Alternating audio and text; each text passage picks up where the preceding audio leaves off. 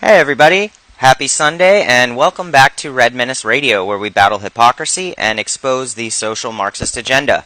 I'm your host Valen, here every week on MAGAoneRadio.net from 7 to 9 p.m. Eastern Standard Time.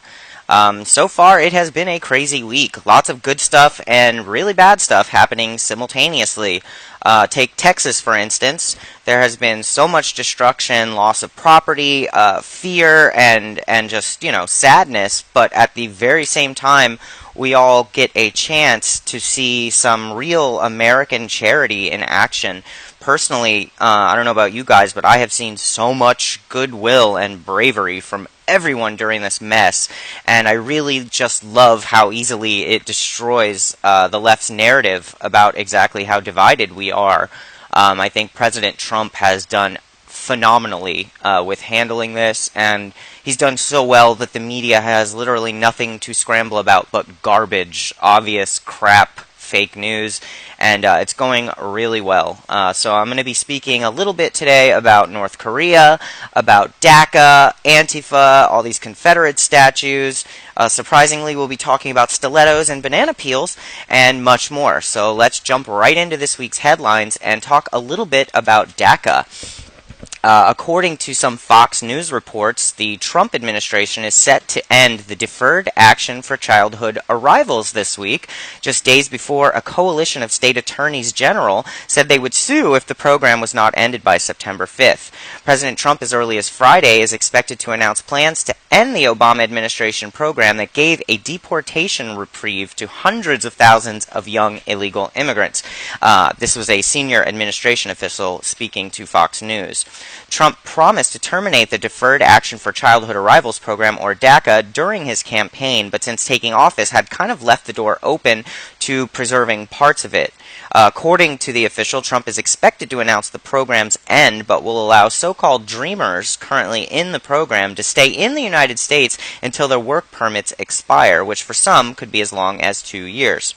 White House spokeswoman Sarah Huckabee Sanders declined to confirm the report on Thursday, saying a, quote, final decision on this has not been made, it has not been finalized, and when it is, we will let you know, end quote. And she said that at a White House press conference. There's been a study done by Mark Zuckerberg's pro-immigration organization that found that if DACA ends, American workers can expect nearly 700,000 job openings in the United States workforce.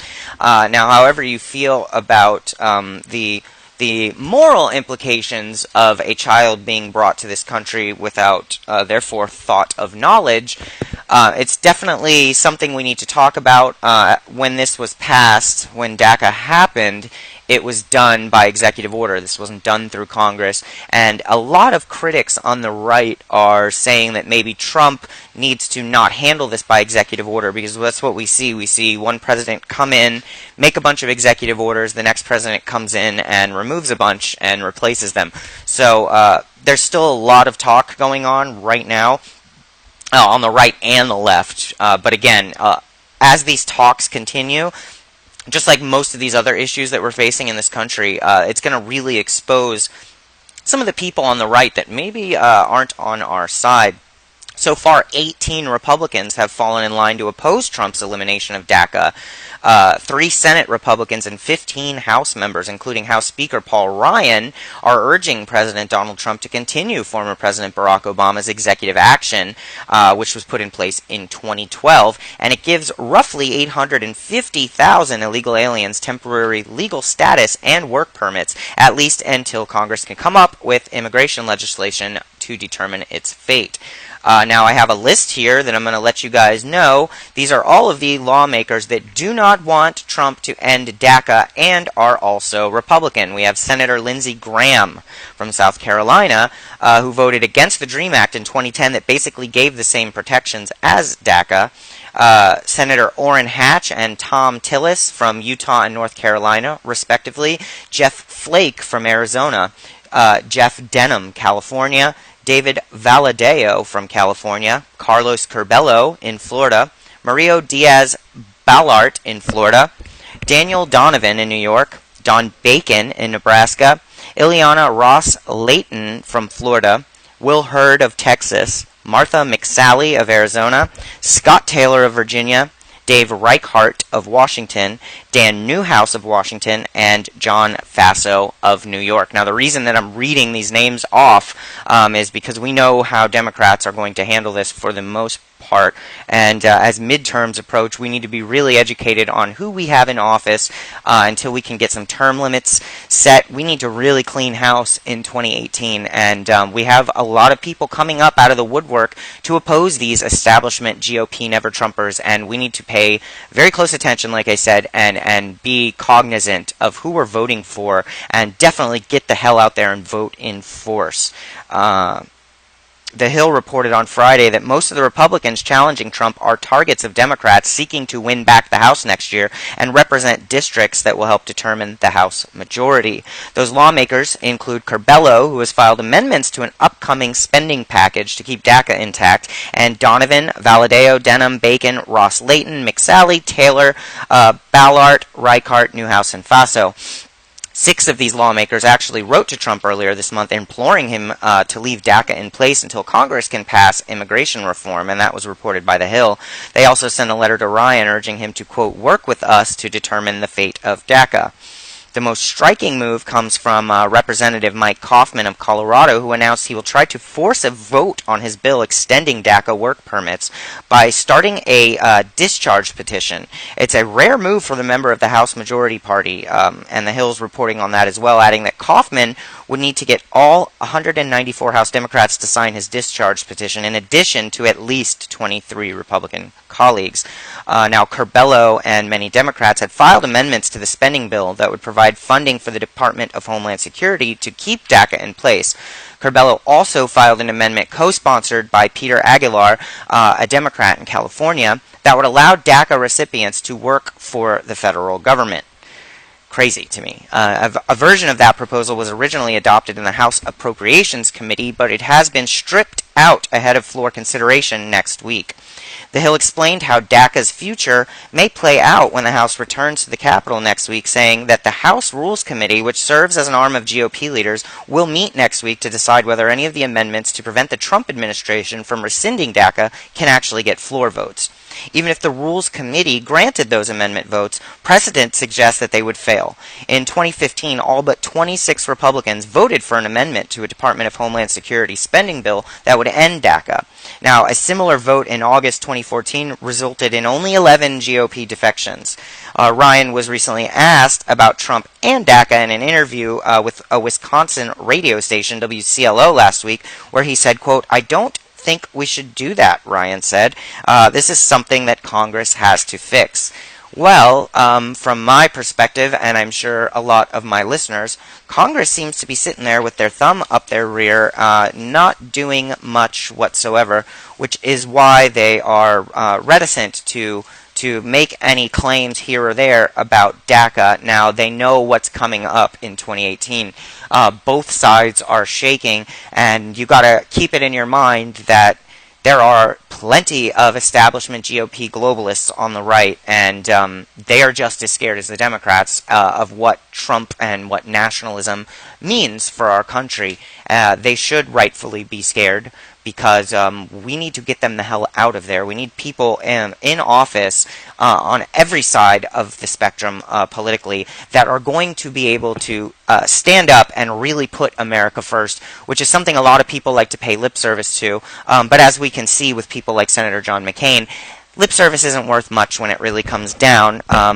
How long are they going to be allowed to get away with lying to us? How long are Republicans going to tolerate GOP people being complete divisive globalist idiots simply because they carry the moniker of a Republican? Most of them don't vote Republican. Most of them don't do anything that is Republican or conservative in nature. Therefore, they're rhinos. They're Republicans in name only.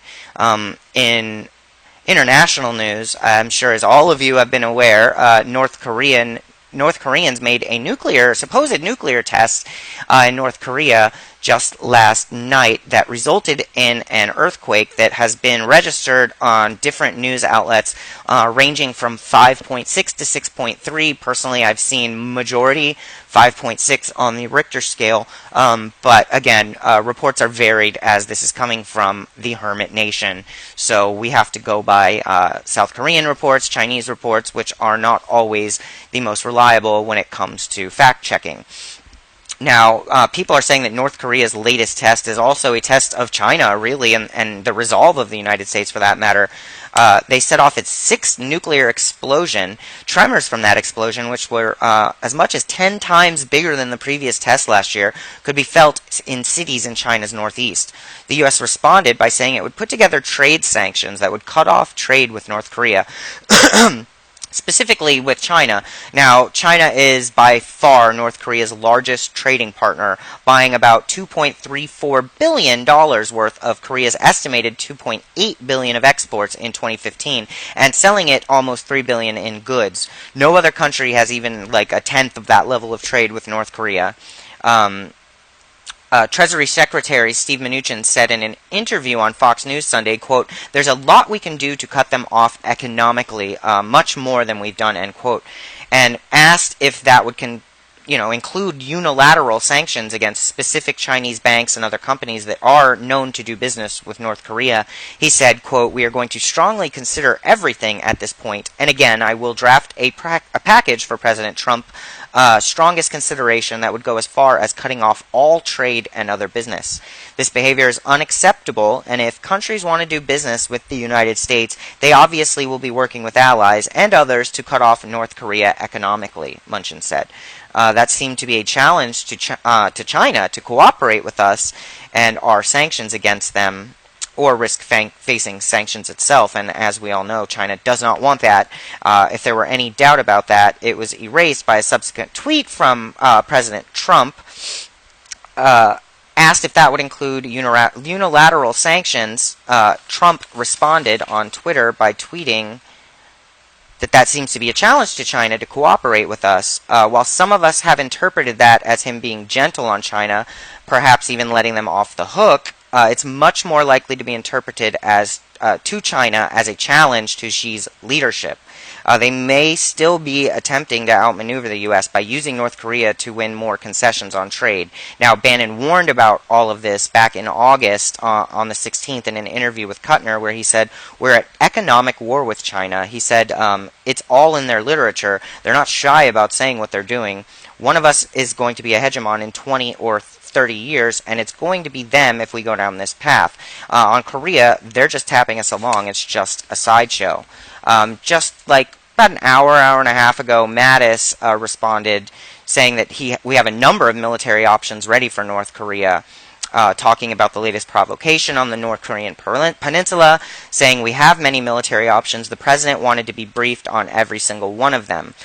He said that standing next to Joint Chiefs Chairman General Joseph Dunford, saying, quote, "We made it clear that we have the ability to defend ourselves and our allies, South Korea and Japan, from any attack.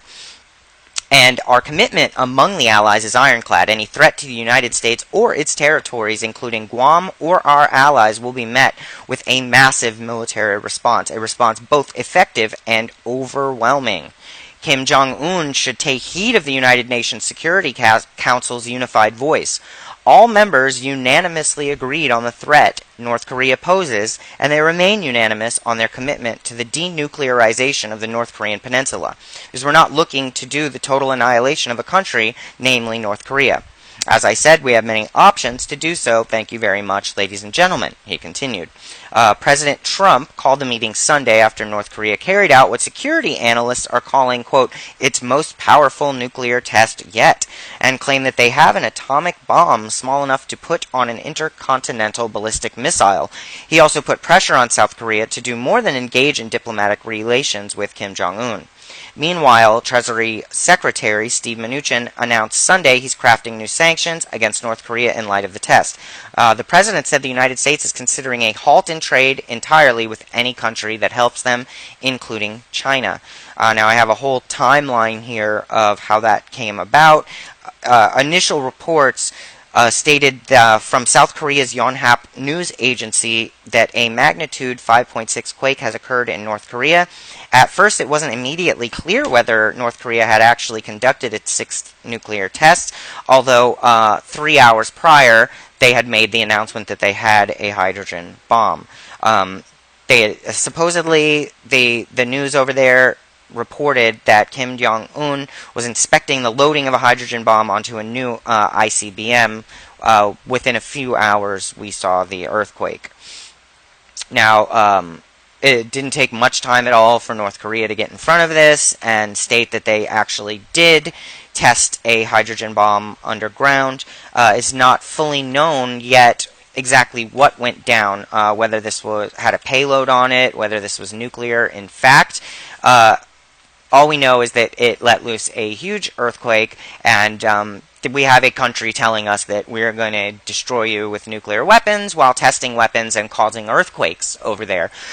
Now, I'm not exactly sure what this means, whether or not we're going to go in there for sure or not, but I'm personally shocked that President Trump hasn't done so already. Now, last week on the show I had mentioned that I thought he may be waiting to get closer to midterms before doing anything like that, or even closer to 2020, trying to stave that off as long as possible in order to help him get reelected, which I'm okay, and I understand that marketing-wise, but I think that we need to act now that it's gotten out of control, it's gotten ridiculous. It has been for quite some time now. Several presidents ago, we should have done something. And if, in fact, we do find out that this was North Korea's sixth nuclear test, that crosses a very clear red line that has been planted by our president. And I want to see how he responds to this. Now, I know he is right now walking through a quagmire of PR, and no matter which direction he looks, it seems like there's attacks.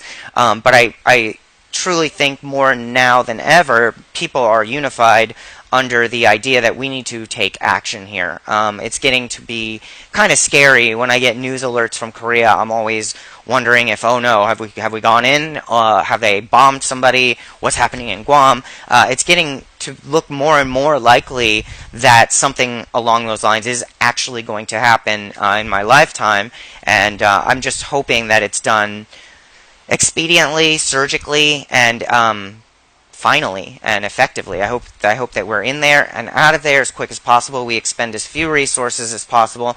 I'm no war general, but I do trust the people that are advising Trump on this. I just sincerely hope that they start to do something soon. Back in domestic news, the FBI and Homeland Security have been warning of more Antifa attacks. Now, I keep seeing reports of everyone saying that the DHS and the FBI have labeled them a domestic terror organization de facto. I can't find any evidence of that. There is the Department of Homeland Security, New Jersey, has done so, and the FBI and DHS have come out saying that they are creating domestic terrorist violence, but I haven't seen anything drafted up that makes them an official terrorist group. If anybody has seen something like that, definitely point it out to me on Facebook, on Twitter, or shoot me an email at redmenaceradio@gmail.com. I'd love to see that. But we are getting progress here, guys. We are making progress, and I really believe that it couldn't be at any better time right now, because Antifa is being extra violent right now. They've ramped it up a lot with the help of governors and mayors across the country, and far left-leaning professors and media pundits and scumbag news reporters. They have gotten emboldened, and this comes... All of this talk now that's starting even on the far left, which is insane to me, but awesome, is starting right after we noticed that petition take off, go viral, and skyrocket. I'm not sure what it's at right now, but it was teetering close to 300,000 signatures, a petition on whitehouse.gov asking the president to define Antifa as a terrorist organization. And then all of a sudden we start seeing the media actually pick it up. It's a beautiful thing. Basically, there have been confidential documents, supposedly, that have been leaked that call the anarchists that seek to counter the white supremacist domestic terrorists, calling them terrorists. Federal authorities have been warning state and local officials since early 2016 that leftist extremists known as Antifa had become increasingly confrontational and dangerous, so much that the Department of Homeland Security formally classified their activities as domestic terrorist violence, according to interviews and confidential law enforcement documents. Now, this story originally broke from Politico. That's what I'm going off of, which states, since well before the August 12th rally in Charlottesville, Virginia, turned deadly, DHS has been issuing warnings about the growing likelihood of lethal violence between the left-wing anarchists and right-wing, quote, white supremacists and nationalist groups. Previously unreported documents disclosed that by April 2016, authorities believed that, quote, anarchist extremists were the primary instigators of violence at public rallies against a range of targets. They were blamed by authorities for attacks on the police, government, and political institution, along with symbols of the capitalist system. Racism, social injustice, and fascism, according to a confidential 2016 joint intelligence assessment by the DHS in conjunction with the FBI. Now, after President Trump's election in November, the activists locked on to a new target, which was us, his supporters, especially those who they deemed white supremacists. If you're even slightly nationalist, they would like to call you a white supremacist.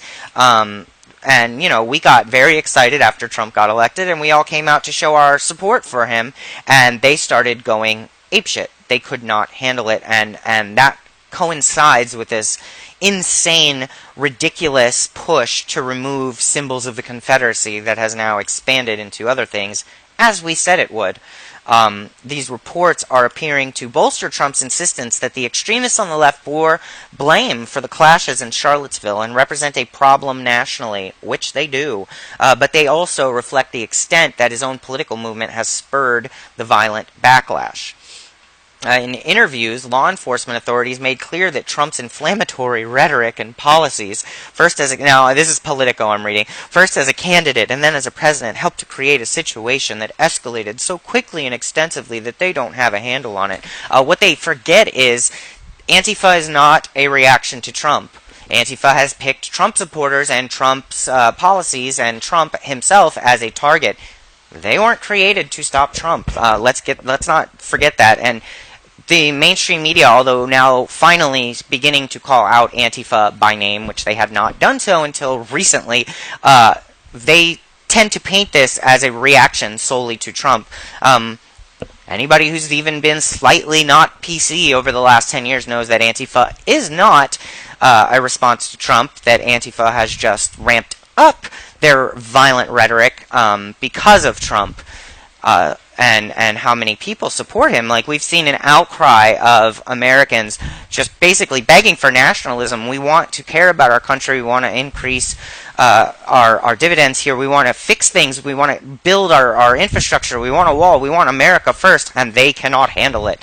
They are anarcho-communists that want to bring about a socialist or communist or anarchic rule, depending on who you talk to.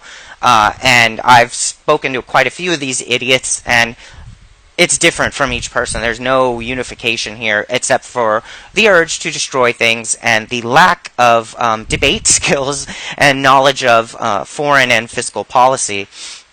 It's been insane to me, the amount of violence that it took for the mainstream media to finally call out Antifa by name. Baked Alaska could be permanently blind. Antifa has been throwing urine and feces. I mean, every trick in the book. Stabbing horses in the neck.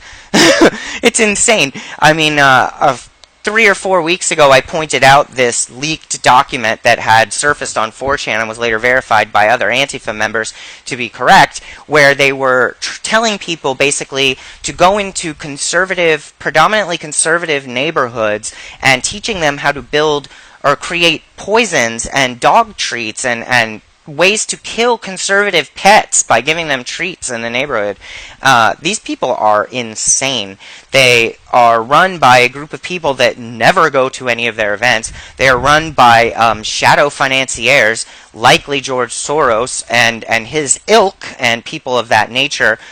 People like Yvette Falarka of By Any Means Necessary. All of these usually don't see them. Yvette Filarca tends to be a figurehead, so she will show up at some of the events, if only to kick somebody while they're down or punch a stranger in the face simply because he's a Trump supporter. But things are happening on that. People are being prosecuted. Mainstream media is talking about it, and that is because of alternative media. That is because of social media. That is because of the nationalist uprising that has stricken the nation that we need very much.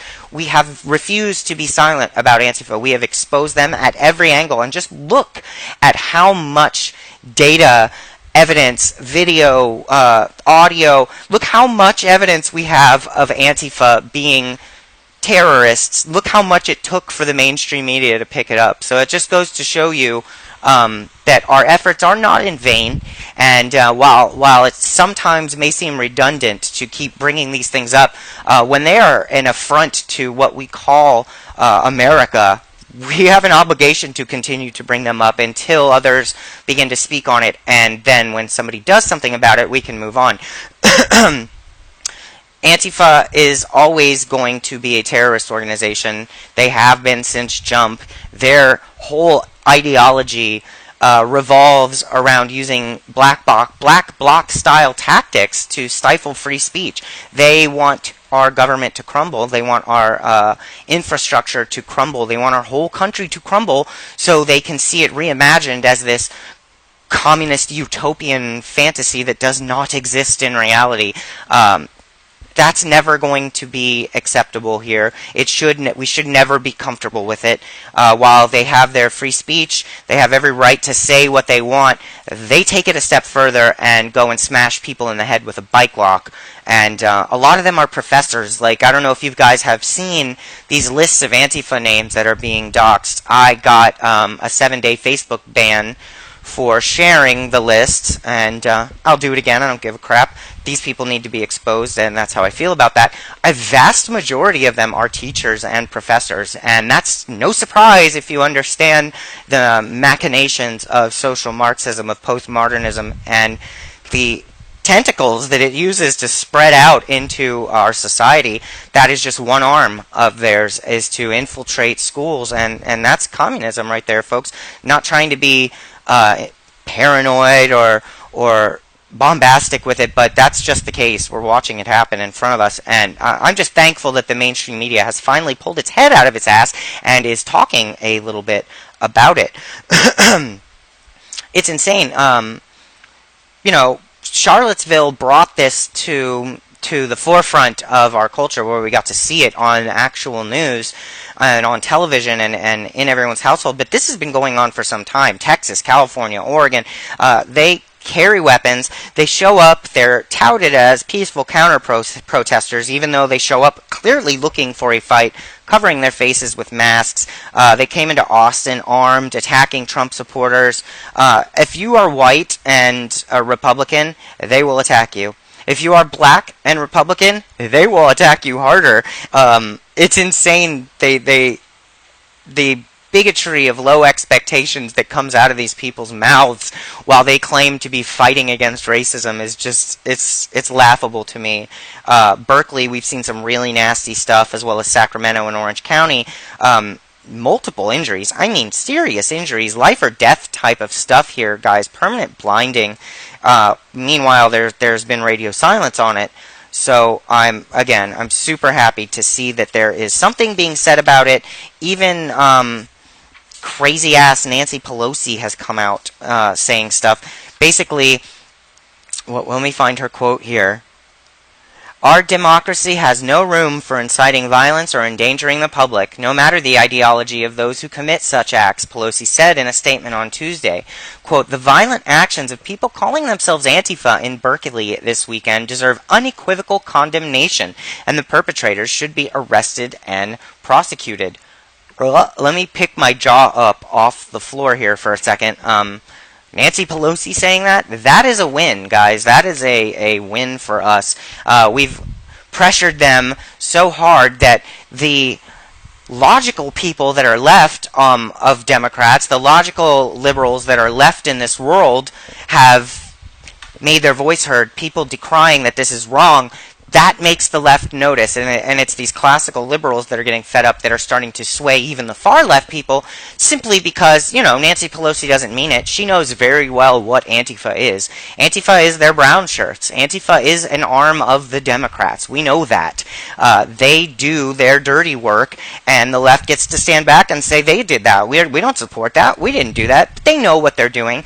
But the fact that Nancy Pelosi called it out, it doesn't go to show her character, because we know what her character is. This woman will lie to your face.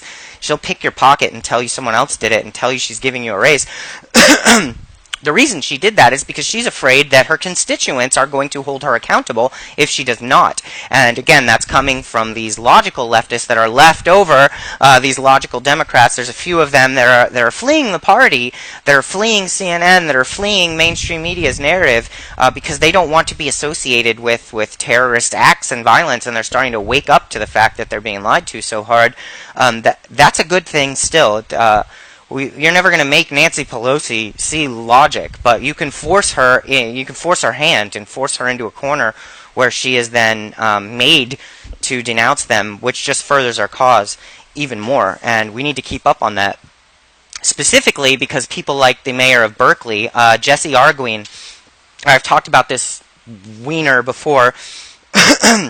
Basically, on Monday, the mayor said he was concerned about Antifa violence at a scheduled speech at Berkeley, and the school should cancel it altogether. But basically, in other words, his strategy for stopping Antifa violence is to give them exactly what they want, and to let them know that they're getting what they want is because of their violence. This man has not called out Antifa before. This man has been... It's been alleged that he is partly in fault for calling stand-down orders, for allowing violence, for bashing people as white supremacists, although they are not white supremacists. It seems like the left is really confused about what white supremacy actually means. To be a white supremacist, you need to believe that your race, to be any kind of supremacist with race, you need to believe that your race is supreme. It's right there in the name. You need to believe that you are above somebody, and that by that logic, someone has to be below you, and that implies a hierarchy that most people do not ascribe to. The vast majority of people, even people deemed racist by the right and left, they're not supremacists. You don't have to be racist.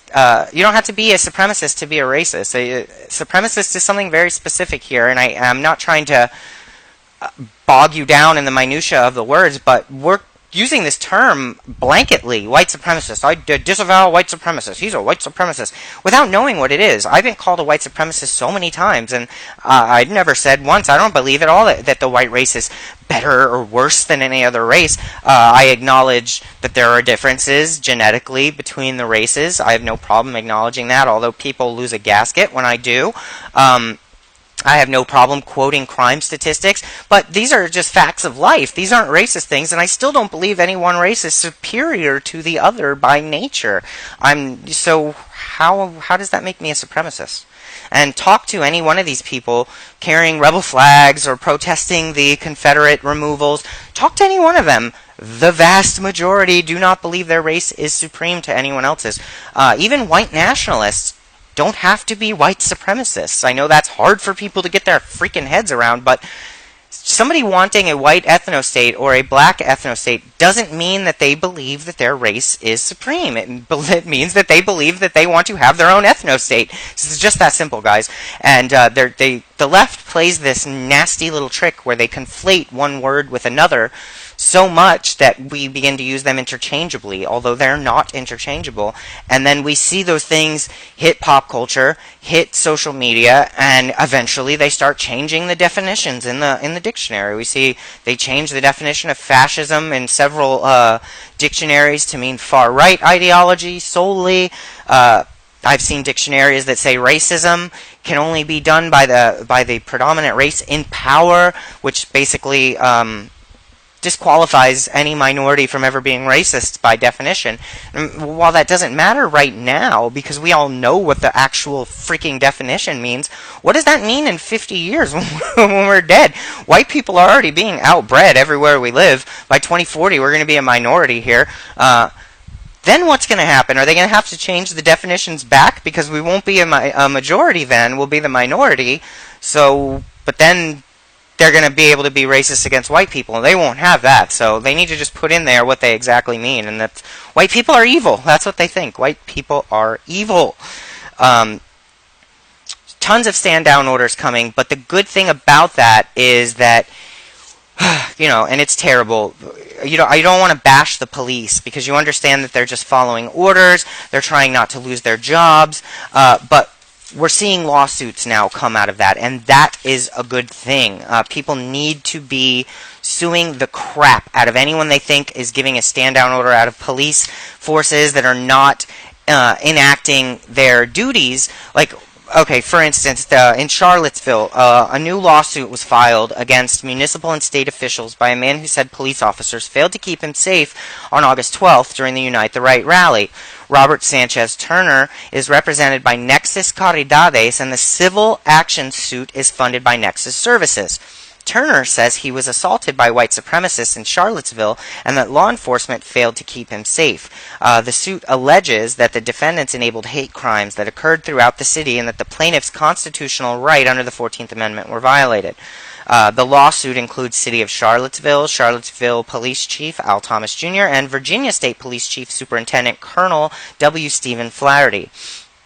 And states, quote, by commanding their subordinates to stand down while hundreds of white supremacists and their supervisors assaulted and seriously injured counter-protesters, the defendants were essentially accessories to and facilitators of unconstitutional hate crimes, reads the preliminary statement of the suit. Now, while these are people claiming that these are leftists here saying that they were hurt by white supremacists, what's important about this lawsuit is that they're trying to hold the police accountable for their stand-down order, because that's happening a lot. We're hearing reports of this every rally that I get feedback from people who are there on the ground. You could see the videos right there where police officers are standing idly by, and typically it's while Antifa is attacking the right, not the other way around. But a lawsuit over this can come from anywhere. It doesn't matter. It will set precedent that we need. The people who are giving these stand-down orders, they need to be afraid to do so, that this is going to fall back on their lap, as well it should. A lot of people allege that Charlottesville, that there wouldn't have been a death, at least it wouldn't have been so easy for it to happen had the police done what was intended and what was originally planned when they got all their permits to legally be there, although Antifa did not. Now, one of the people that I talked to who was there had stated that originally it was supposed to be the local police that were there, and that they were told to stand down and replaced with state police, that Antifa was supposed to be kept across the street, cordoned off behind a barrier, and that never happened.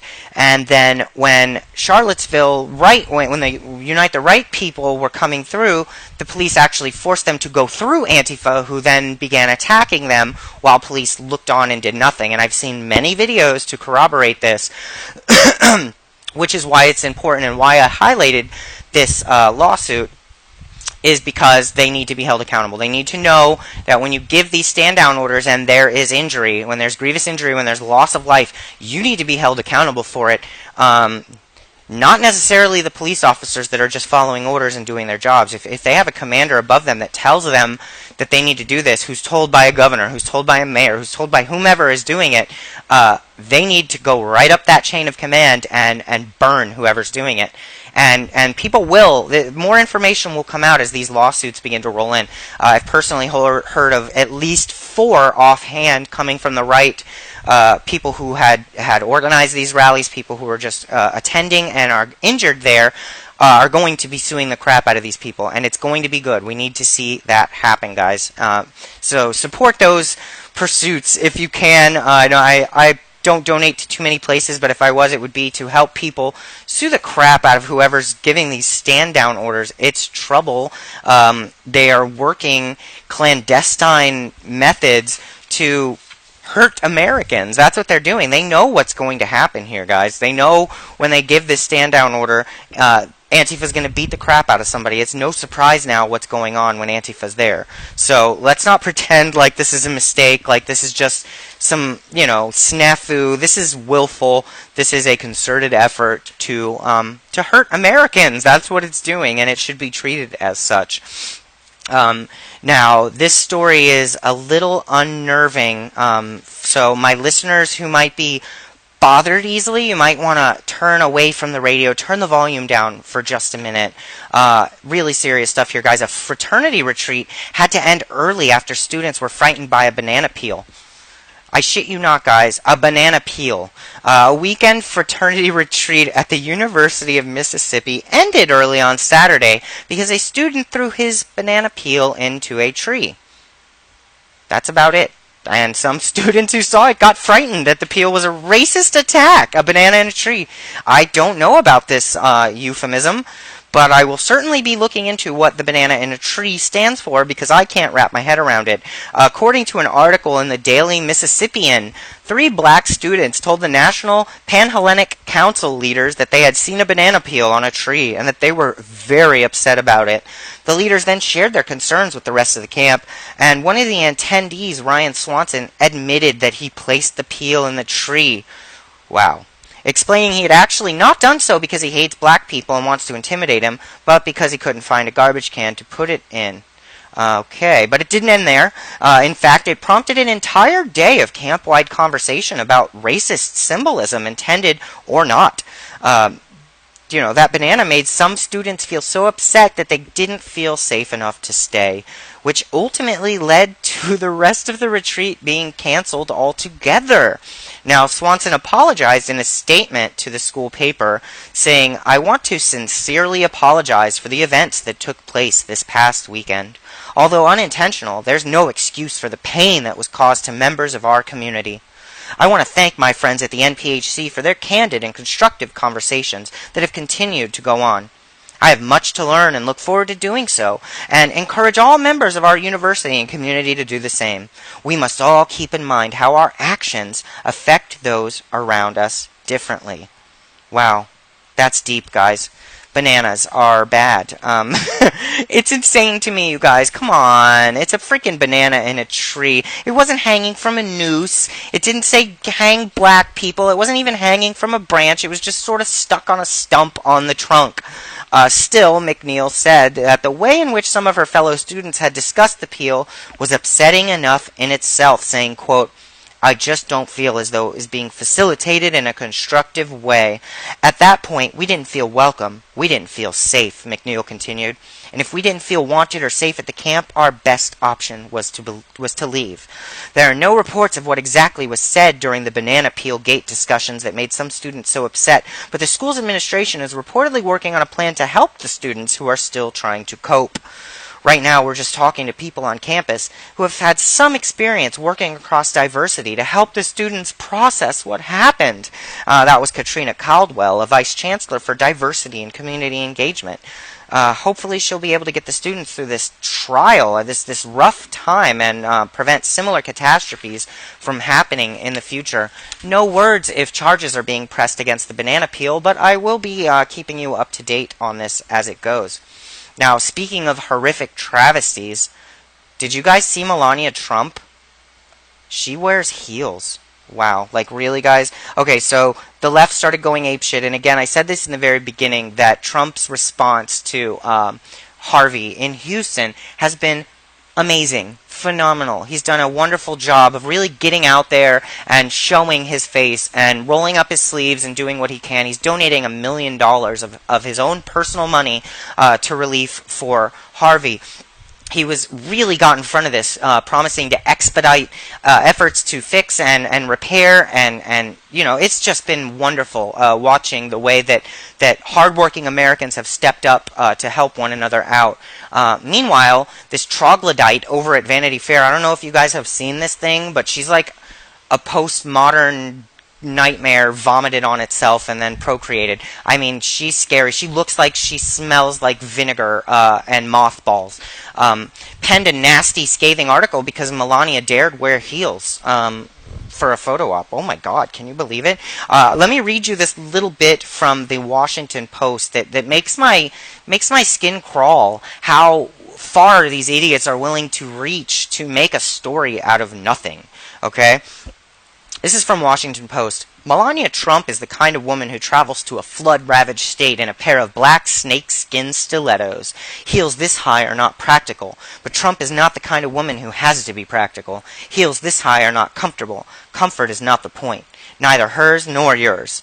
It was also an image that suggested that Trump is the kind of woman who refuses to pretend that her feet will at any point ever be immersed in cold, muddy, bacteria-infested Texas water. She is the kind of woman who may listen empathetically to your pain, but she knows that you know that she is not going to experience. So why pretend? This is what they're saying, guys. They're saying that simply her wearing the wrong shoes is basically a statement of her elitism and that she'll never have to do what you're doing. It goes on to say, quote, observers were baffled by her shoes in particular, and by observers they mean their idiot reporters. I'm sure everyone else didn't give a shit because, they're in water. Those shoes, good Lord, those shoes. I'm sorry, this is written like retarded. It goes on to say she is fond of Manolos and Louboutins, but it is not the brand or the cost, it's the heels. She defies gravity in them. She floats above it all. Oh, get it, FLOTUS. They aren't power heels, they're sexy heels. Headed off to Texas, she looked dressed to view a natural disaster from a distance. From on high, not up close. Her ensemble implied that people's personal stories would be ferried to her after they had been vetted and tidied up. There was no suggestion that Trump would be flat-footed in the muck, hearing their truth in a messy, tearful, open-ended conversation. By the time Trump had landed in Texas, she had changed. She was still wearing black trousers, but they were paired with a white shirt and sneakers. She still had her sunglasses, but her hair was pulled into a ponytail. She was also wearing a baseball cap that said FLOTUS in white letters. The cap was like a hedge against her blending into the crowd, a defense against any possibility that just for a split second she might seem regular. She is not like you, or you, or you. She is the First Lady. Are you kidding, guys? On Tuesday, the First Lady had issued a statement about her trip saying, quote, I want to be able to offer my help and support in the most productive way possible, not through just words, but also action. What I found to be the most profound during the visit was not only the strength and resilience of the people of Texas, but the compassion and sense of community that has taken over the state. What the hell is wrong with these people, guys? Okay, first of all, beside the fact that the woman looks like she maybe lives under a bridge who originally penned this article, the fact that it got picked up by the New York Post and subsequently Washington Post and then every other bottom feeder publication thereafter just goes to show how little these guys have to grasp. They are grasping at straws. These are the same people that tell us it's okay to show your tits and walk around with slut tattooed across your chest, wear whatever you want. You go, girl, you're a strong woman. Not Melania Trump. Remember, guys, there is a separate set of rules for Republicans than that there are for Democrats. See, what Melania should have done was wear a potato sack, barefooted, come out and groveled at the feet of everybody. And again, this goes back to that idea of the bigotry of low expectations, where do you think that the people who are being mired in this god-awful flood, dealing with their belongings, their life's values destroyed, watching their animals float down the street, watching the home that their children grew up in get covered in mold and disgusting garbage, looking for food, no power, smelling gross, those people really did not give a shit about her heels. I can promise you that. I could promise you that no one there gave a shit about her heels, and you can quote me on that. I don't care. Nobody cares about her heels. She was there helping. Her husband is giving $1 million of his own money. No one make him do that. They complained about his $1 million donation. You know, when it is said that Trump was given a small loan of $1 million by his father to start his business, they all go on about how $1 million is so much money, and oh, he's not like us, oh, he's an elitist, he's this and that. But then when he donates said $1 million, it's not enough. What kind of backwards logic is this? That these people would focus on a woman's heels instead of the sheer amount of human decency that we witnessed going on. And I noticed something very interesting about all of these caring individuals that were out there. How many of you noticed some of the footage showing lines of people coming from statewide and other states, bringing their boats, bringing supplies, bringing search and rescue teams, getting together to help the people that don't even live in the same state as them that are suffering? What did you notice about them? I noticed that there were a lot of big old redneck trucks, big old Ford F-150s, rebel flags on the back. I actually saw some photographs of a man in an airboat with a rebel flag rescuing families from the water. These are those good old boys that y'all think hate everybody. These are those racist, black-hating scumbags that want to burn up all the Mexicans and kick you out. They're the ones that are out there. They're the ones that are out there majorly. Obviously, I can't quantify that with any real data, but you could just look at the pictures, look at the video, look at these stories of men and women out there risking their lives, risking their health, risking their property to go help a perfect stranger of any color. It's a beautiful freaking thing, and that is exactly how I have always seen President Trump and Melania, and something that I noticed when I came out of the conservative closet is that people on the right cared a lot more about my content of character than, for instance, who I'm going to bed with or what color my skin is. They cared a lot more about what I'm going to do for this country and what values I have, not who I am superficially. And I just love watching this narrative get destroyed on mainstream media, and you could just see it in the newscasters' eyes when they're talking about these stilettos. They're desperate and pathetic. They cut and paste words that Trump said in the wrong order and make it seem like he's laughing, but you can just look for yourself. Even people that have been brainwashed by CNN, people that have been brainwashed by MSNBC and the other litany of garbage that we're subjected to watch, they can see right through it. They can see right through it. It's obvious that these people are desperate, they're pathetic, they're hateful, they're angry, and all of the people complaining need to shut the hell up and donate money or go help somebody and stop complaining about heels. I want to know how much money these newscasters and these people penning these articles have donated. I want to know how many sandwiches they handed out. I want to know how many people they picked up in boats. I bet there's not many. That's just a guess off the top of my head, but I would put money on it. Again, back to these professors. A lot of what we see going on today in our political climate, in angry youth, with BLM, with Antifa, I personally believe this is the direct result of professors gone wild. Cultural Marxism has infected every single teacher and professor, it looks like, particularly, not of the STEM fields. They don't give a shit. Usually your math teacher isn't going to be trying to push an agenda like that. Engineering, sciences, things of that nature. It's these damn gender studies idiots. It's these sociology teachers. It's these wishy-washy, made-up Native American trans dance classes that are doing it. And I don't know what it is that's so alluring to people, but so this story I just saw the other day, there was actually a video, one of the students, and I'm glad that these teachers are getting caught on video doing this stupid garbage because they are being forced to be held accountable. Forcing a student to remove a pro-Trump shirt because it, quote, looks like a swastika. Turning Point USA obtained a video of a high school teacher forcing her students to remove their Trump t-shirts because the Make America Great Again slogan is used by white supremacists. The high school teacher was identified as Lynn Orletsky from River Ridge High School in Georgia. The incident happened Thursday, according to sources, and she said on the video, you can see it online, it went viral, saying, quote, just like you cannot wear a swastika to school, you cannot wear Make America Great Again like that. Please go, at least for this class. I don't care what you do in other classes, the teacher said to students wearing MAGA shirts.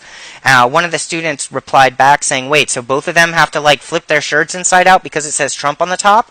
And she says, quote, because it says Make America Great Again. The neo-Nazis. I'm not saying that about Trump, but the slogan. Okay. That's insanity to me, guys. You are a teacher who is charged with molding the minds of impressionable high school students. We don't want your freaking politics in our schools. You have no right. You have no place. Get the hell out of our school system. I sincerely hope that every single right-wing, even left-wing parents, you don't want people doing this to your kids in school, guys. Even if her ideology agrees with yours, you don't want people indoctrinating your children in our public school system. I promise you, I went to public schools. It was a shit show. Good for those parents who can homeschool their children. Private school as much as possible. Obviously, that is not an option for everybody. It wasn't an option for my family. Finances were tight. We couldn't afford a private school, and my parents were working too much to be able to educate me at home. But personally, I know quite a few people that educate their children at home, and oh man, are those kids intelligent, free-thinking, critically thinking, just smart, high IQ, well-adjusted. They, for so long we've been inundated with this idea that people who are homeschooled, people who are private schooled, have social disorders, have issues. They don't know how to assimilate into culture.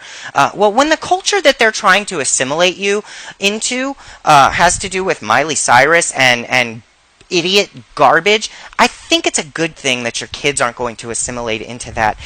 We need more free thinkers. We need more leaders and less spectators. And I have to applaud all the parents that are able to homeschool their kids. If I were a parent, that's what I would attempt to do. But for those who aren't, that are forced to use the public school system, first of all, my condolences. I personally experienced hell going to public schools. Here in Fort Lauderdale, I went to Sunrise Middle School, and I went to Fort Lauderdale and then Northeast High School, and we had something called Cracker Day, where all the white kids got jumped by the black kids, and you weren't allowed to say anything about it like that, and it was brushed over. And I mean, I was jumped every day through middle school until I finally snapped and started beating the crap out of people and made them afraid of me. That's how you have to exist. It's like chaos in these schools. Not to mention the sheer garbage that's being peddled, this Common Core math, all this wishy-washy nonsense, children getting passed through that have no right to an education. These kids do not deserve diplomas, some of them. I see them all the time working menial jobs that were at one time designated for teenagers to have summer jobs, designated as first-time jobs for people to transition into the workforce. You're not supposed to work at a McDonald's register for the rest of your life. That's not what that job is designed for. That job is designed as a buffer. That job is designed for students. That job is designed as a supplement, not to work for the rest of your life. We are putting people through school with no child left behind, and then with equal opportunity employment. We are putting children through school who can't even tie their freaking shoes. These are like Velcro shoes, drooling on themselves, working our cash registers, and we wonder why everything's going to be replaced by automatons and robots before we know it. Personally, I completely look forward to it. You want to keep calling for $15 an hour? You're going to get replaced by a robot. That's just how it's going to go. So get into the robotics industry, kids. Get into STEM fields. Parents, if you can, teach your kids at home, because the teachers are apeshit. Colleges are worse.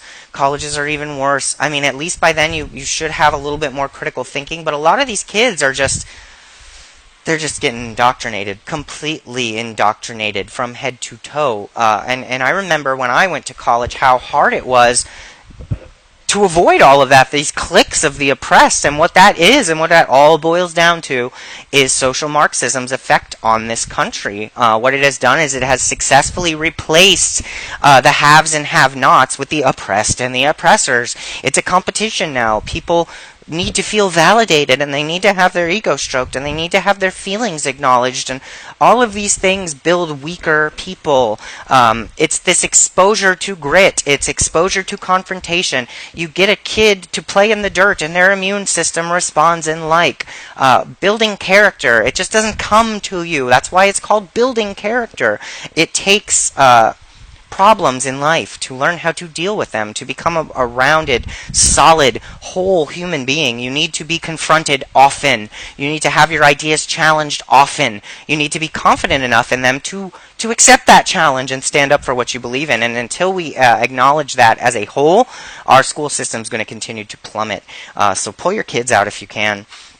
Lots of looters going wild online, I noticed. And this, again, has to do with our school systems and lack of parenting.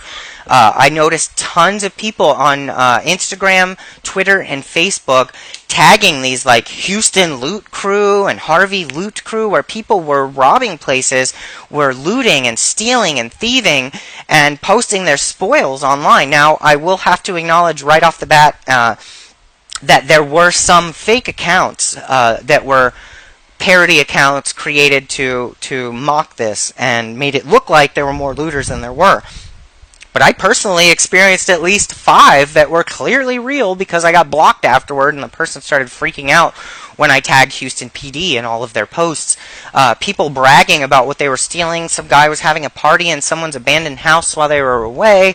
I mean, just awful stuff. You see these pictures of people running out of stores with shoes and shirts and all this crazy stuff, and oh, God. Meanwhile, right up the street, Billy Bob, who you think is a racist, is out there saving young minority children.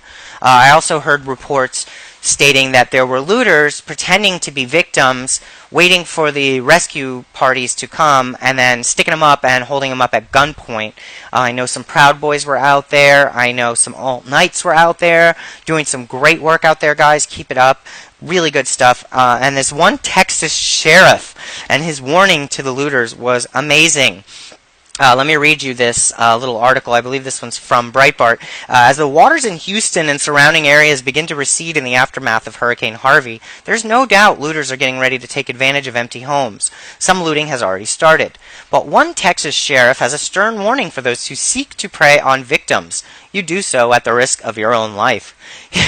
This is great. He says, quote, "We've heard of looting around the greater Houston area, specifically Harris County, but as far as Fort Bend County, we haven't heard it. I made a comment the other day that we support the Second Amendment here in Fort Bend County, and there are many of us that are armed. I would caution those that want to come and prey on our people here in Fort Bend County that are suffering so much right now. You may want to stay out of Fort Bend, because you could leave this county in a bag," he continued. Oh, that was delicious, guys. Yet another reason we gotta love Texas. We need more people like him. That's amazing to me. So funny. And that's the thing, is we need a well-armed populace. There's no, look what happened during Katrina, the looting, when guns were confiscated from people. The criminals kept their guns. Big surprise, guys. Oh, what a shock. The criminals aren't going to follow the law. Only law-abiding citizens gave up their guns. Geez, that's novel. Any attempt to take away or take away guns or disarm the population should put a huge red flag in any American's blood. You need to immediately resist when somebody wants to take your weapon away, unless you've used it against somebody inappropriately or something. Like, there's no excuse. The right to keep and bear arms shall not be infringed, period. There's no addendum to that. There's no subplot there. That's what it means. Shall not be infringed. And when you take guns away from law-abiding people, criminals attack more. Shocking, right? Look at Chicago. The strictest gun laws in the country is now, looks like a third world hellhole. So many shootings, I can't even give you a statistic, because in 1 hour it will likely have doubled. That's what happens when you take guns away. Look at any severely Democrat-run shithole of a city, and you're going to see exactly that. You're going to see a bunch of criminals with guns, and a bunch of law-abiding people stripped of their right to carry. And what does that mean? Predator versus prey. I'll give you one guess, and it is not the upholding of law. Some conspiratorial news here, possibly. Also could be an epic troll, yet to find out. But Martin Shkreli posted some cryptic messages online claiming to have Clinton's deleted emails. Most of you may know Martin Shkreli, also known as Pharma Bro, who received serious backlash from the internet and the mainstream media over the prices of a specific drug that his company manufactured. Now, he was cleared of most of his charges and prosecuted on a few weaker ones by a federal court. Now, just a disclaimer right off the bat, Shkreli is known to be a joker online. He is a troll, a very successful troll, I should say. I follow him. He's kind of funny to watch his, and funny in the way of like a stupid kid, but something is novel about it, and I like it. Well, he posted a series of seemingly bizarre claims on Wednesday, stating that he had Hillary Clinton's deleted emails as well as her DNA, then posting what appeared to be a comment insinuating that his life was in danger. Now, he's had many provocative behavior and outlandish claims, but he did post that he obtained a sample of Hillary Clinton's DNA after previously, I think it was a week prior, he posted up a reward for any information proving anything regarding the Clinton Foundation and Seth Rich, as well as her emails. Now, then he put a picture, it was him holding a computer chip, claiming that it contained her deleted emails, and I think he said it was like 10 million or something about that. Yeah, the actual post said, how about this chip, 10 million deleted HRC emails, oh well. After posting pictures, he put a cryptic comment that kind of insinuated that his life was in danger. He put, quote, I am not under any emotional duress. I am of clear mind and rational action. I have seen friends and family recently, and I am under no psychological frustration or pressure of any kind. I have stored various files where friends can retrieve them in the event of an emergency. I do not own or never have owned a gun. I do not leave my house in the middle of the night or travel to dangerous neighborhoods by myself. He then posted a strange series of characters that many have interpreted as a dead man's switch, which is basically a insurance policy that is set to automatically post in the event that something happens to the person.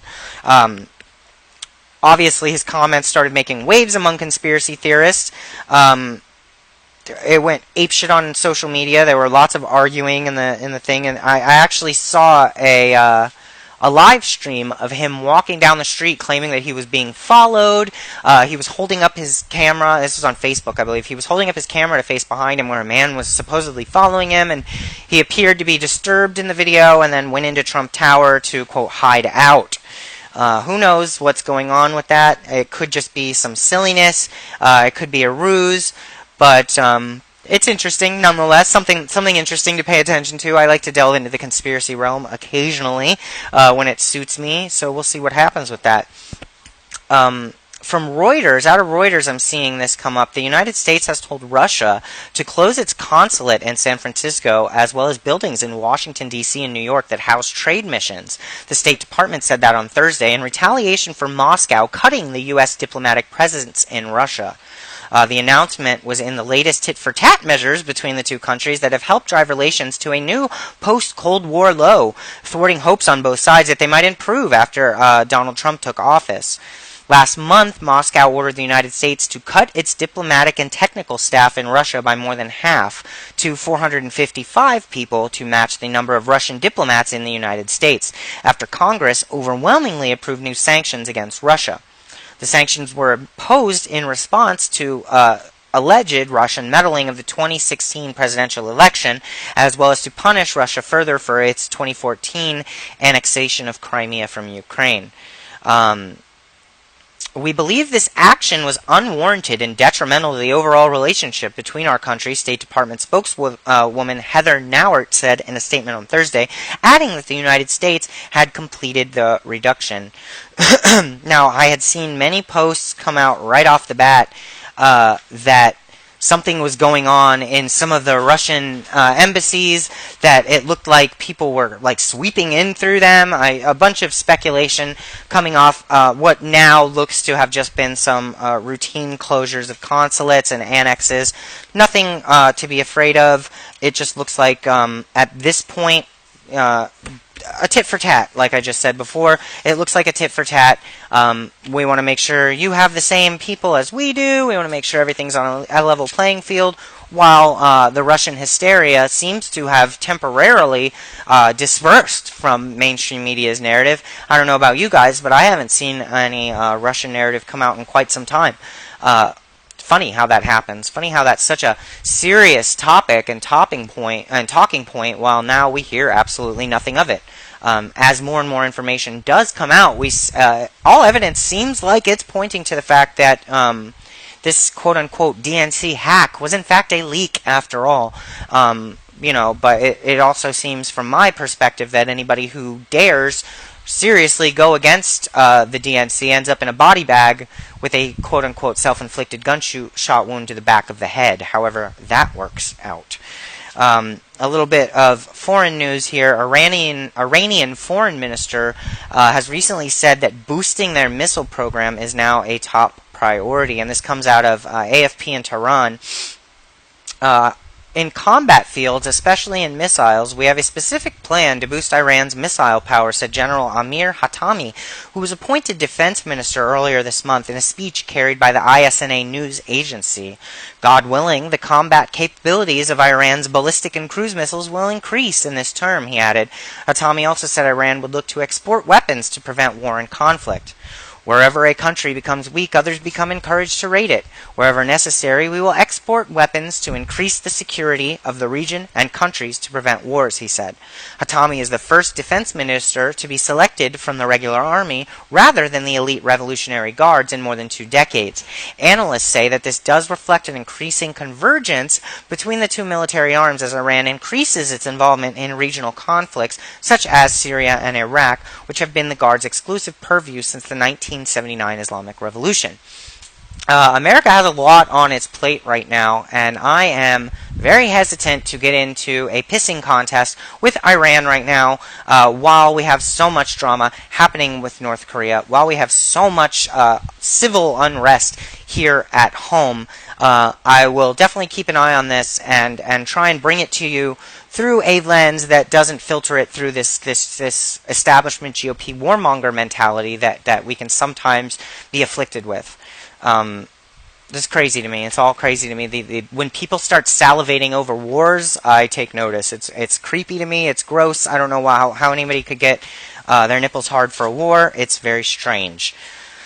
Oh, lordy. I'm also hearing that Comey potentially perjured himself and could potentially be in legal jeopardy. A bombshell document was released on Thursday showing former FBI head James Comey exonerated Hillary Clinton before the investigation into her email conduct had even concluded. Even more concerning is Mr. Comey even circulated an early draft statement to select members of senior FBI leadership, reports Town Hall. He testified to Congress that he decided not to recommend charges in relation to handling of classified information after the FBI interviewed Hillary Clinton on July 2nd, 2016. However, the new report reveals Comey penned a memo exonerating Clinton in the spring. An attorney for Trump, Jay Sekulow, pointed out that Hillary was exonerated and immunity was handed out like candy before 17 witnesses were even interviewed, including Hillary herself. Judicial Watch's Director of Investigations, Chris Farrell, told Fox News' David Eisman, who filled in for Lou Dobbs on Friday evening, that James Comey perjured himself when he said under oath that he decided not to recommend charges for Hillary until after he interviewed her in July. David Eisman asked Chris Farrell, Comey said under oath when asked that he did not make his decision until after he interviewed Hillary Clinton. Did he perjure himself? To which Farrell replied, yes. The facts are months in advance. He's telegraphing the investigation's a done deal, that he's going through motions. Yet he gets in front of Congress and pretends, or at least makes these representations that he hadn't made his mind up, when it's clear there are documents showing otherwise, Farrell said. So he's in trouble. He is, quote, in grave legal jeopardy, Farrell continued. Definitely going to keep an eye on this one. It is a quagmire, and it seems like one hand washes the other far up into everything. That swamp is so infested that we have to keep digging and fighting, and it's like such an uphill battle, but it's interesting to watch and to report to you guys. Oh, lordy. A little bit local here. Hurricane Irma has strengthened into a Category 3, becoming a potential threat to the Leeward Islands, Puerto Rico, Bahamas, and the United States. So for the next 5 days, Irma will continue to move west-southwestward and then west-northwest again on the south side of a ridge of high pressure called the Bermuda High, centered in the central Atlantic. There have been some intensity fluctuations, but overall, Irma is expected to gain strength and could even become a Cat 4 in the next few days. Irma is also expected to grow in size, which would lead to a larger area of tropical storm winds and hurricane force winds. But uncertainty does remain strong. we can't really tell where she's going to track beyond 5 days due to the interaction of Irma with the upper level weather pattern expected late this week from the western Atlantic. But the National Hurricane Center advises that everyone in hurricane-prone areas should ensure that they have their plan in place as we are now in the peak of the season. It is expected to pass closest to Leeward Islands late Tuesday through Wednesday and could be an intense hurricane at that time. The trends in the forecast guidance that predict the future track of hurricanes have been southward or right toward Leeward Island. And it looks like direct impacts are imminent from Guadalupe northward, but this could change in the coming days.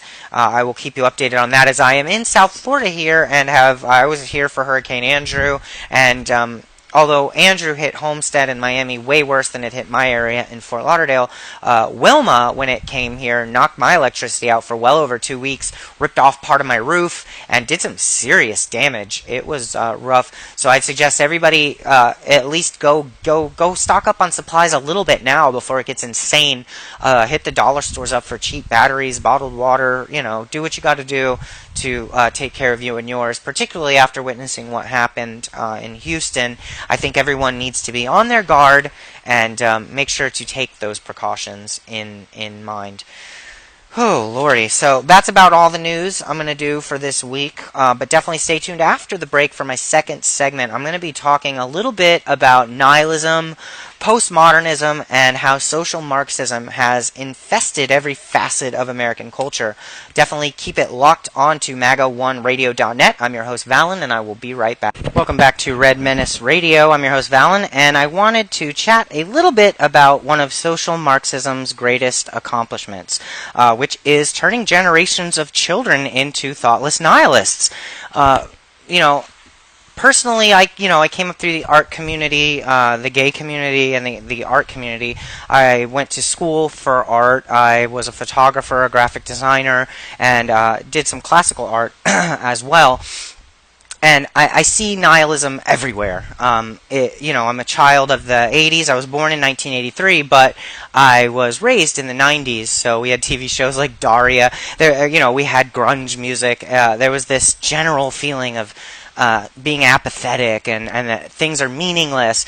And now that I'm older, I look back and I notice that this is a concerted effort from the ones that would see us turn into a socialist or communist nation. One of the greatest and easiest ways to do that is to make people think that life is meaningless. What's the point of holding up social constructs? What's the point of striving to be better? What's the point of preparing for the future? What's the point of making America great again if it's all meaningless?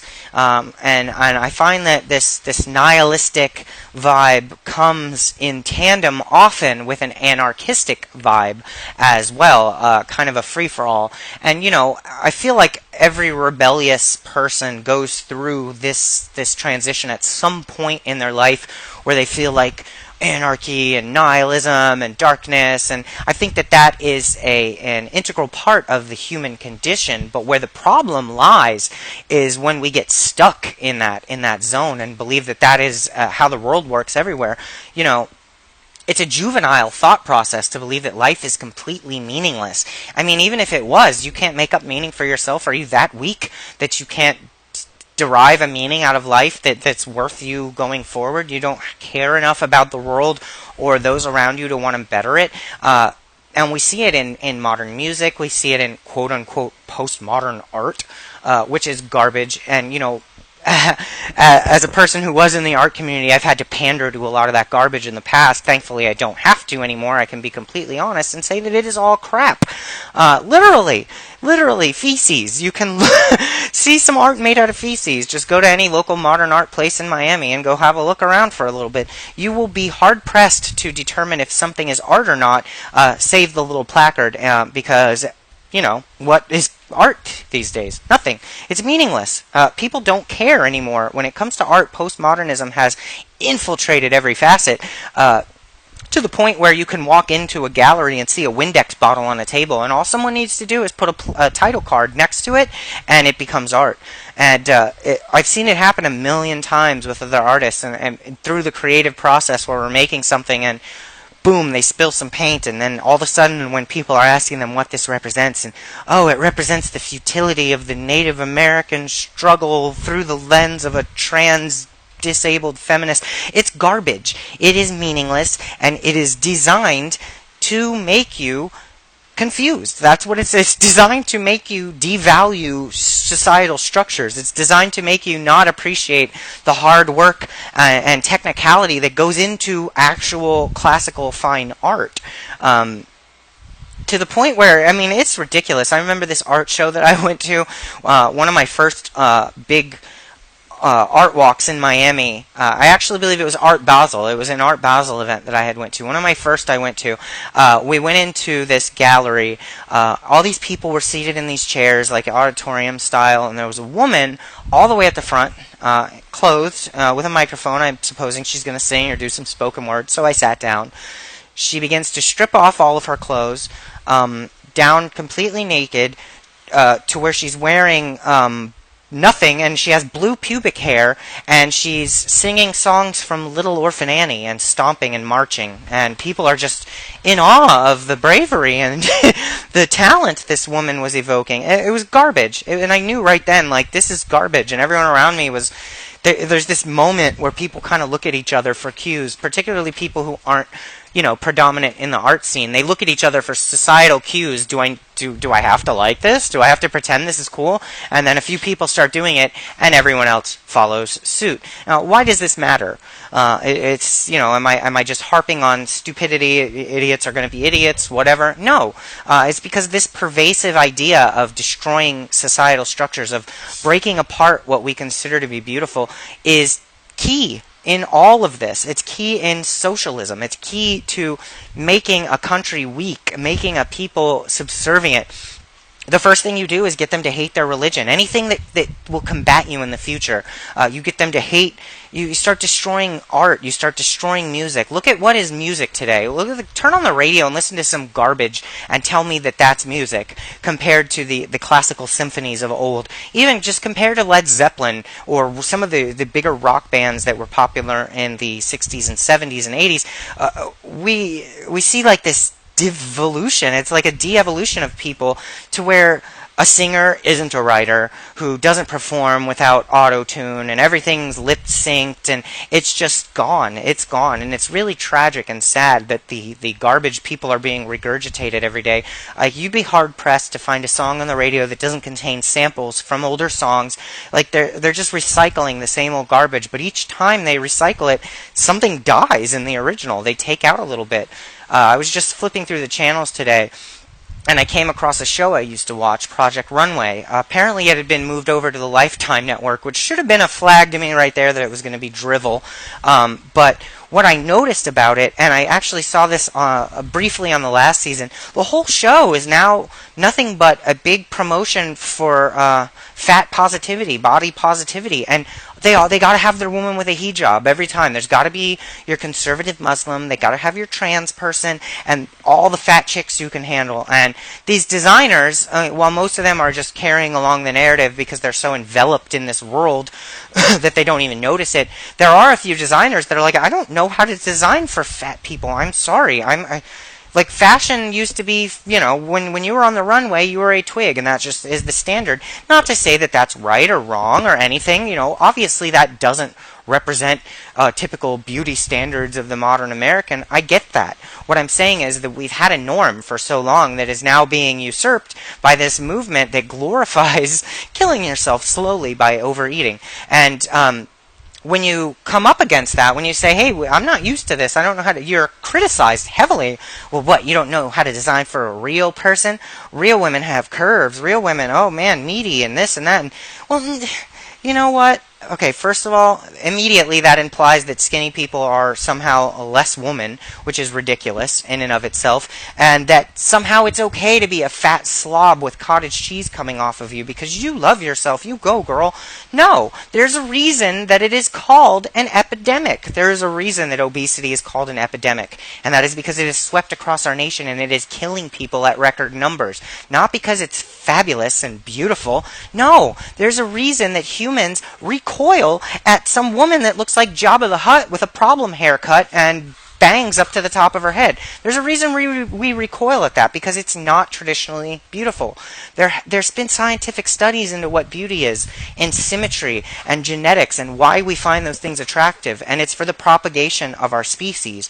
And by ignoring these natural laws that occur based on long-term evolutionary traits, by ignoring those, we do a disservice to our people. We do a serious disservice to society, and we do a disservice to children who are becoming fat slobs and pigs and being told that they're beautiful and go girl, you're doing it. No, and I'm not going to accept that. And, I have friends that are a part of the body positivity movement who are great people whom I love and I think of as family members. That doesn't change the fact that being overweight is unhealthy, just like being underweight is unhealthy. And they say, well, why do you only focus on women who are overweight? Well, let me tell you why. That's because it's being pushed down our throats right now. It's being pushed down our throats. Everywhere you turn is a plus-size campaign. Big is beautiful, this and that. And let's just be honest, guys. We just got to be honest. Scientifically, no doctor will tell you that big is beautiful. Your heart doesn't think that big is beautiful. Your cholesterol level being big is not beautiful, guys. And this, again, goes back to chipping away at standards of beauty, standards of society that we hold dear to this country. Whether you like it or not, there are certain standards that built what we call modern society, and we've been chipping away at them for so long that these kids unfortunately live in a wasteland right now.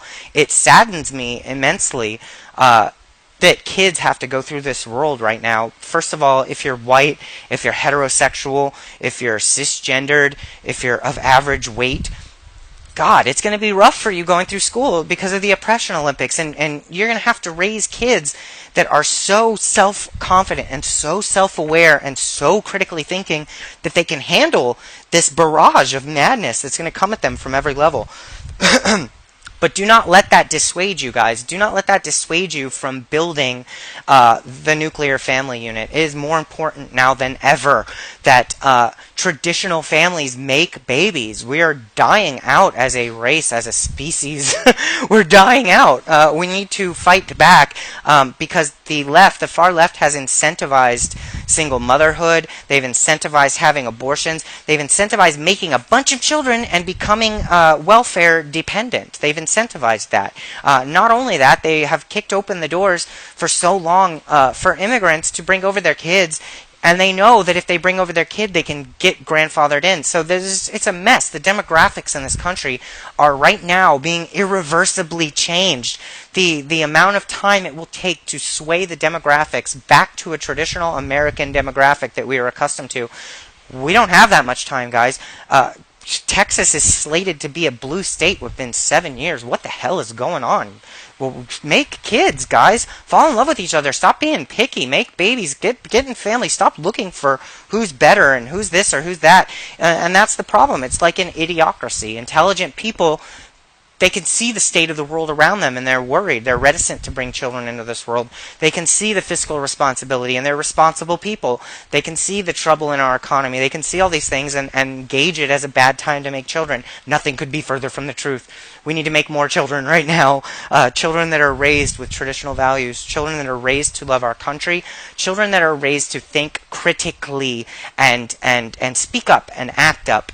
That's what we need more of, and that's what I hope to see happen in this world, because that's the only thing that is going to even begin to combat social Marxism. I can get on here all I want and talk till I'm blue in the face, and other people can create channels and tell everybody what they know. But if we're not making kids, there's not going to be anyone to listen pretty soon. And once that happens, they win. The leftists win, the communists win, the socialists win, and we're going to see a real nasty, ugly place like Venezuela, like North Korea, like any number of the other socialist, communist failures that have happened across the world. Oh my gosh. So yeah, definitely fall in love, make babies, and hopefully our government will start to incentivize that at some point.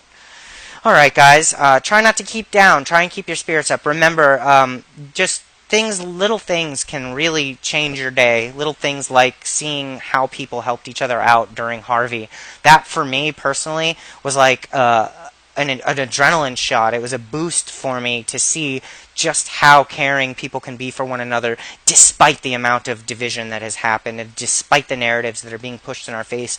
We can show them with our actions, and it's up to us. So let's take up that charge. We've reached the end of today's show. I want to extend a huge thank you to all of my listeners for tuning in. I will be having a special guest next week, so keep your eyes peeled for that announcement. I'm here every Sunday from 7 to 9 p.m. Eastern Time on MAGAoneRadio.net.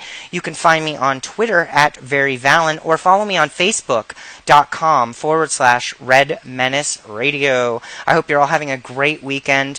Be safe out there, and take care of each other.